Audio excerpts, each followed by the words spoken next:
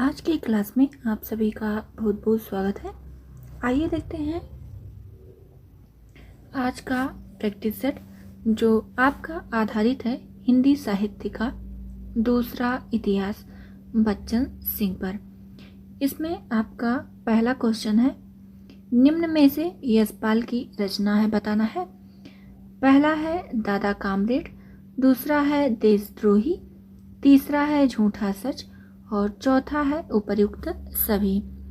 बताना है इसमें राइट आंसर क्या होगा। यहाँ पर आपका राइट आंसर हो जाता है उपर्युक्त सभी। आगे बढ़ते हैं, क्वेश्चन नंबर 2 देखते हैं। झूठा सच का प्रकाशन काल है बताना है।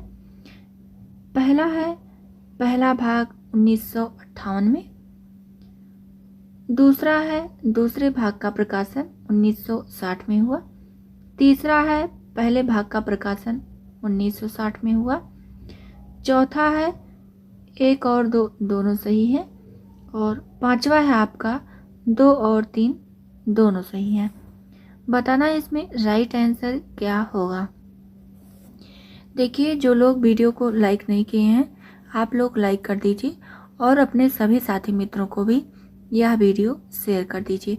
और जो नए जुड़ रहे हैं उनके लिए ये है कि प्रैक्टिस सेट में आपका आदिकाल, भक्तिकाल और रीतिकाल हो चुका है। आपका ये चल रहा है आधुनिक काल, तो वहाँ पर जो है प्लेलिस्ट में आप जा कर के चेक कर सकते हैं। और जिनके पास ये बुक नहीं है, ये क्वेश्चन के साथ आंसर लिखते हुए अपना एक नोट तैयार कर सकते हैं। आपका एक एक क्वेश्चन जो है करा दिया गया है आदिकाल और भक्तिकाल रीतिकाल से, तो आपका जो है एक अच्छा खासा नोट तैयार हो जाएगा। उसमें आपको सबसे ज़्यादा इम्पॉर्टेंट क्या है, कथन। वहाँ पर आपको कथन जो है बहुत ही महत्वपूर्ण देखने को मिलेंगे, जो अभी परीक्षाओं में आए नहीं हैं, लेकिन आने वाली परीक्षाओं में पूरी संभावना है कि आपको थोड़ा नए कथन देखने को मिल जाए। और जो रचनाएं हैं उसमें तो आप पढ़ ही चुके होंगे गाइड वगैरह या फिर प्रीवियस ईयर में, लेकिन आपको कथन कहीं नहीं मिलेगा। तो कथन के लिए कथन सबसे ज़्यादा तो आपका आदिकाल और भक्तिकाल रीतिकाल में है। आधुनिक काल में कथन थोड़ा कम है, रचनाओं के बारे में ज़्यादा इसमें दिया गया है। तो और विषय वस्तु, यहाँ पर आपका आधुनिक काल में विषय वस्तु महत्वपूर्ण हो जाता है, तो विषय वस्तु से भी संबंधित क्वेश्चन सारे करा दिए गए हैं। आप प्ले लिस्ट में जा कर के चेक कर सकते हैं और अपना टेस्ट दे सकते हैं। और जिनके पास बुक नहीं है वो नोट करते हुए और ध्यान से याद करते हुए आगे बढ़ते रहिए आप लोग। और देखिए, जब नोट बनाए कीजिए तो उसको आप लोग पढ़ करके तब बना कीजिए, पढ़ते रहिए उसके बाद बनाते रहिए। आप पढ़ेंगे भी और लिखेंगे भी तो याद होगा ज़्यादा, तो इस चीज़ का आप लोग ध्यान दीजिए। और नोट जो है आपका लगभग हिंदी साहित्य का दूसरा इतिहास आपका 40 वीडियो में कंप्लीट हो चुका है।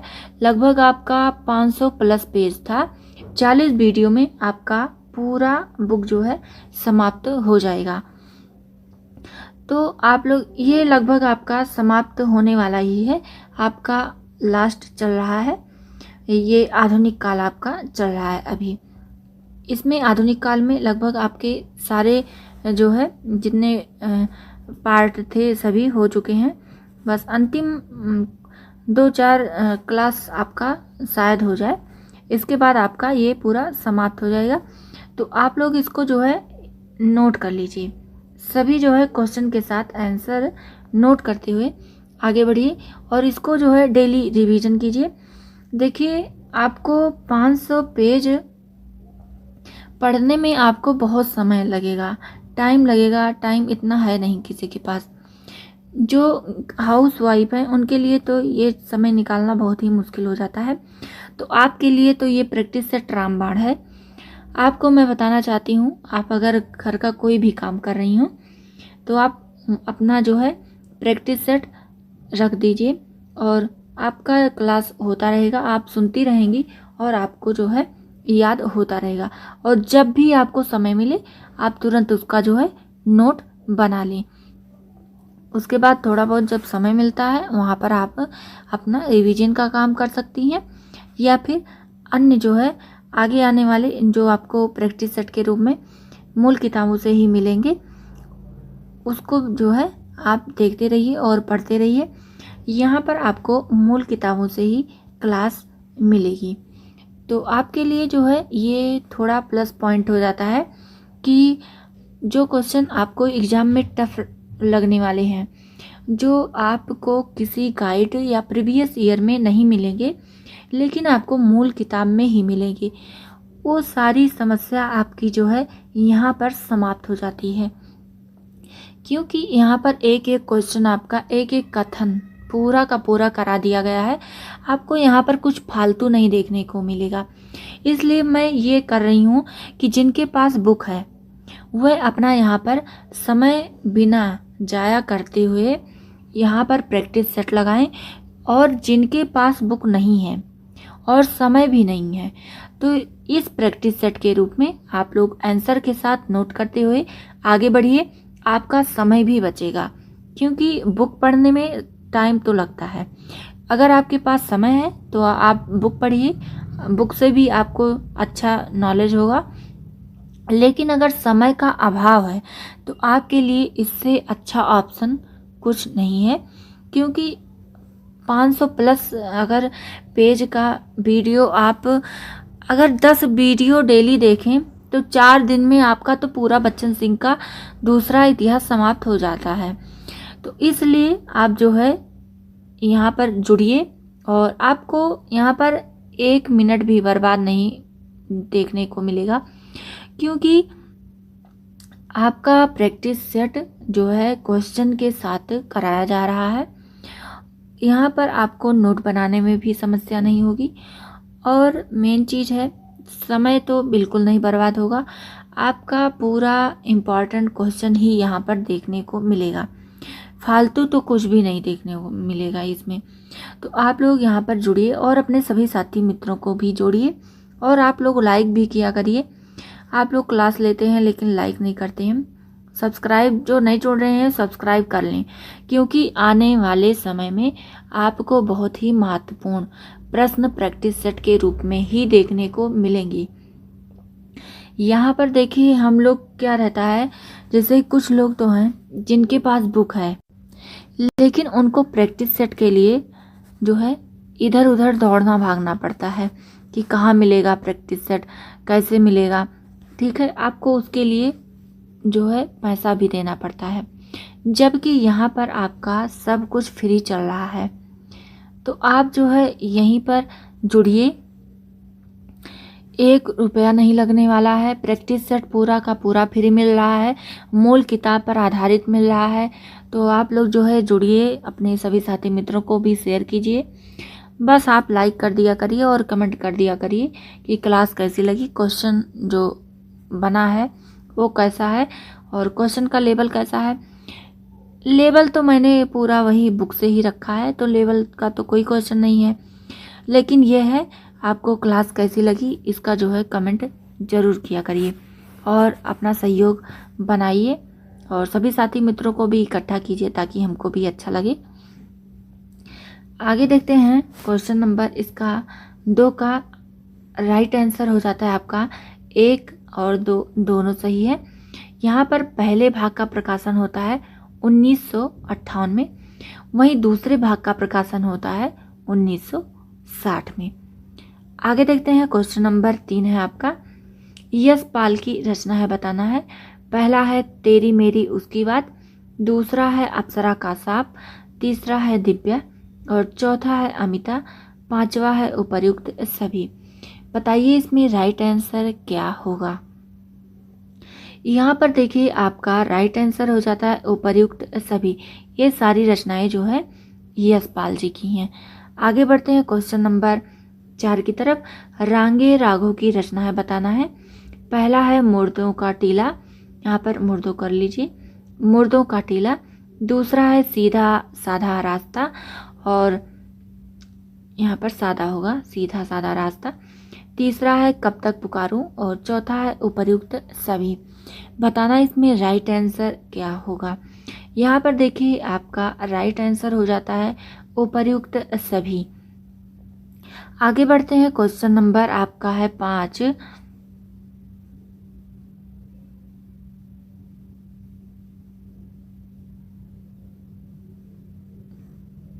सही मिलान करना है। रचना है यहाँ आपकी और इधर है आपके विषय वस्तु।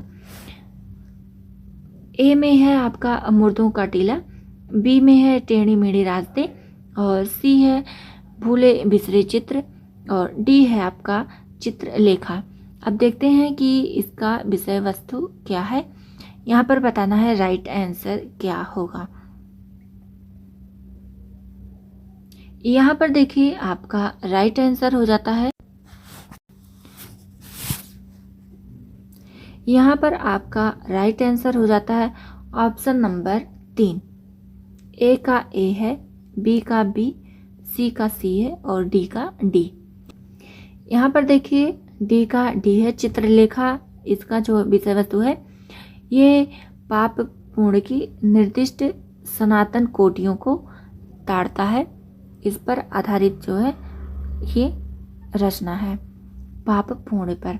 और सी है आपका, सी में देखिए सी था तो भी भूले बिसरे चित्र का हो जाता है 1885 से 1830 तक की राजनीतिक उथल पुथल और आर्थिक परिवर्तन का औपन्यासिक आलेख यहाँ पर हुआ है। आगे देखते हैं, बी का बी था तो इसमें हो जाता है टेढ़े मेढ़े रास्ते। 3 राजनीतिक रास्तों का वर्णन किया गया है। इसमें गांधीवाद, क्रांतिवाद और साम्यवाद। वहीं देखते हैं आपका ए में है, ए का विषय वस्तु है मोहनजोदड़ो के प्रागैतिहासिक वृत्त पर आधारित है। मतलब मुर्दों का टीला जो है मोहनजोदड़ो पर आधारित है। आगे देखते हैं आपका क्वेश्चन नंबर 6 क्या होता है। देखिए आप लोग जो है इसको नोट कर लीजिएगा विषय वस्तु को। आगे देखते हैं, इलाचंद्र जोशी की रचना है। पहला है घृणामयी, दूसरा है पर्दे की रानी, तीसरा है प्रेत की छाया, चौथा है जहाज का पंछी और पांचवा है उपर्युक्त सभी। बताना है इसमें राइट आंसर क्या होगा। यहाँ पर आपका राइट आंसर हो जाता है उपर्युक्त सभी। इलाचंद्र की ये जो है सारी रचनाएं हैं। आप सब इनको नोट करते हुए आगे बढ़ते रहिए। क्वेश्चन नंबर 7 देखते हैं, भगवती चरण वर्मा की रचना है। पहला है चित्रलेखा, दूसरा है टेढ़े मेढ़े रास्ते, तीसरा है सामर्थ्य और सीमा, चौथा है भूले बिसरे चित्र। बताना है इसमें राइट आंसर क्या होगा। यहाँ पर आपका राइट आंसर हो जाता है, ये सभी जो हैं भगवती चरण वर्मा की रचनाएं हैं। आप लोग इनको नोट कर लीजिएगा अपने नोटबुक में। आगे देखते हैं, क्वेश्चन नंबर 8 है, उपेंद्र नाथ अस्क की रचना कौन सी है बताना है। पहला है सितारों के खेल, दूसरा है बड़ी बड़ी आंखें, तीसरा है पत्थर अल पत्थर, चौथा है शहर में घूमता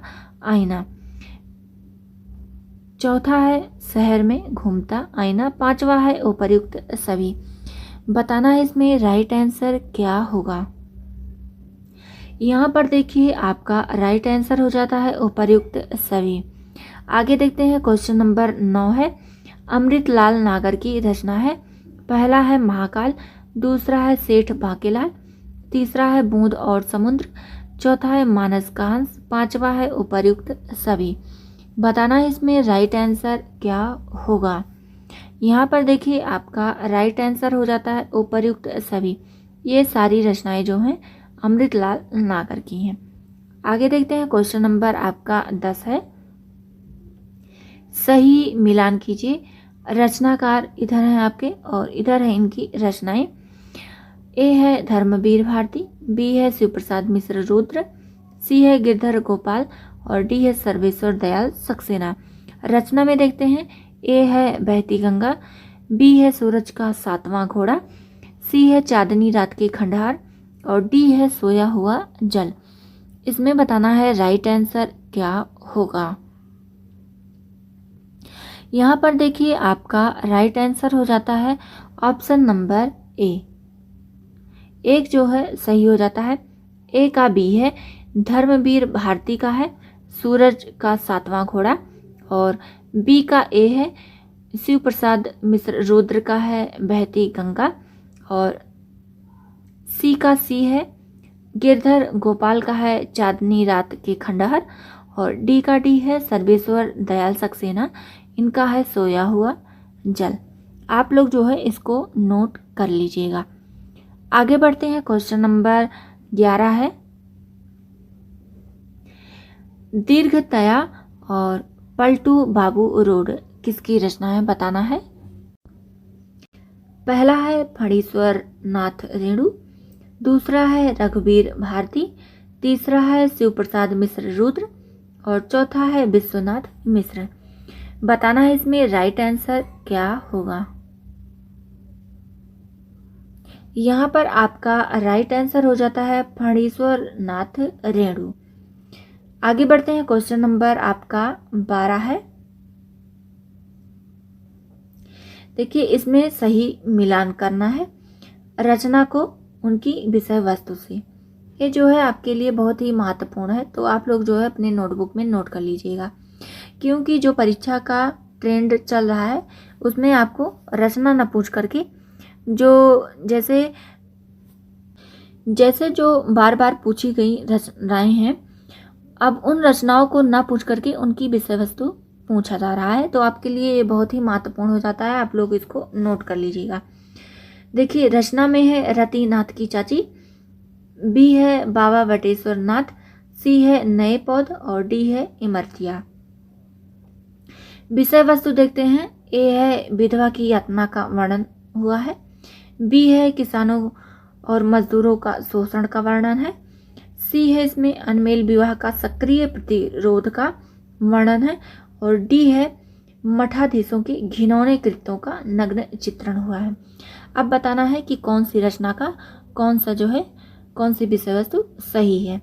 यहाँ पर आपका ऑप्शन हो जाता है ऑप्शन नंबर 3। देखिए ए का जो है ए है, रतिनाथ का है जो है यहाँ पर हो जाता है आपका, यहाँ पर देखिए ए रतिनाथ की चाची का हो जाता है।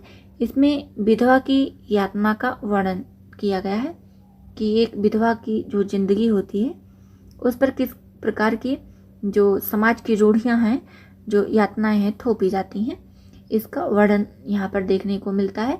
और बी है इसमें बाबा बटेश्वर नाथ, इसमें है किसानों और मजदूरों का शोषण का वर्णन हुआ है। और सी का सी है नए पौधे में अनमेल विवाह का सक्रिय प्रतिरोध का वर्णन हुआ है। और डी का डी है तो इमरतिया में मठाधीशों के घिनौने कृत्यों का नग्न चित्रण यहाँ पर देखने को मिलता है। आप लोग इसको नोट कर लीजिएगा। आगे बढ़ते हैं। क्वेश्चन नंबर 13 है,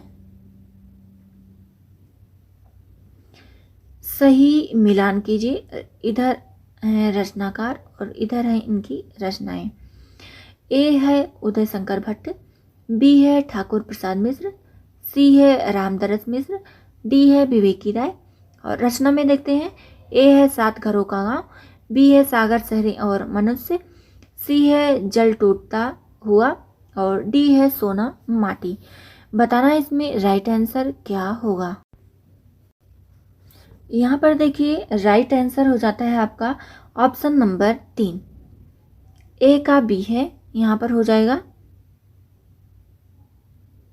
और बी का ए है, सी का सी है, डी का डी है। ए का बी है उदय शंकर भट्ट का हो जाता है सागर लहरें और मनुष्य, बी का ए है तो ठाकुर प्रसाद मिश्र का हो जाता है 7 घरों का गांव। और सी का सी है रामदरस मिश्र का हो जाता है जल टूटता हुआ।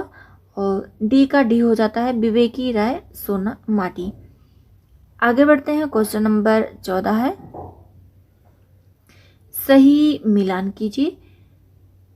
यहाँ है रचनाकार और यहाँ पर है इनकी रचनाएं।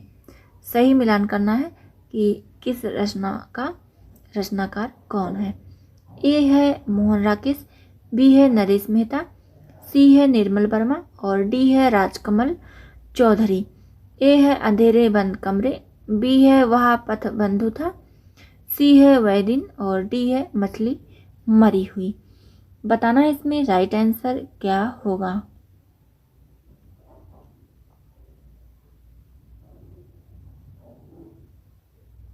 यहाँ पर देखिए आपका राइट आंसर हो जाता है ऑप्शन नंबर 3।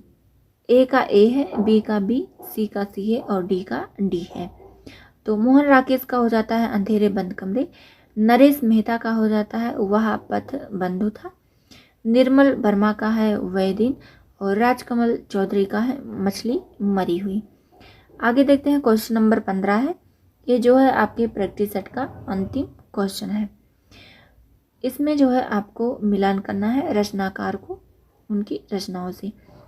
ए है महेंद्र भल्ला, बी है उषा प्रियमवत, सी है शिव प्रसाद सिंह और डी है रमेश बख्शी। रचना में देखते हैं ए है एक पत्ती की नोट और बी है जलता हुआ लावा, सी है रुकोगी नहीं राधा और डी है अलग अलग वैतरणी। बताना है इसमें राइट आंसर कौन सा है, मिलान कौन सा सही है। ए का ए हो जाता है और बी का सी हो जाता है, उषा प्रियंवद का हो जाता है रुकोगी नहीं राधा और सी का बी हो जाता है। यहाँ पर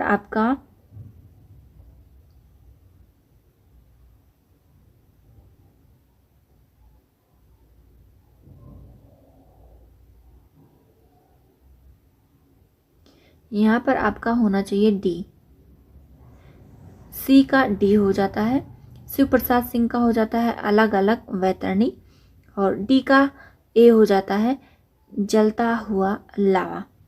ये आपका राइट हो जाता है।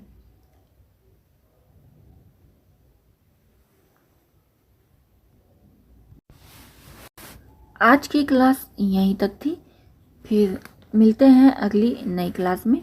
आप लोग वीडियो को लाइक कर दीजिएगा और चैनल को सब्सक्राइब कर लीजिएगा और अपने सभी साथी मित्रों को भी यह वीडियो शेयर कर दीजिएगा और अपना सहयोग जो है आप लोग थोड़ा बढ़ाइए और बनाए रखिए इसी तरह से जो लोग जुड़े हुए हैं। और आपको यहाँ पर मूल किताबों का ही प्रैक्टिस सेट देखने को मिलेगा। आगे भी आप लोग कमेंट करके ज़रूर बताइएगा कि आधुनिक हिंदी साहित्य का जो है शुरू किया जाए क्लास या फिर आचार्य रामचंद्र शुक्ल जी से शुरू किया जाए। मिलते हैं फिर अगली नई क्लास में।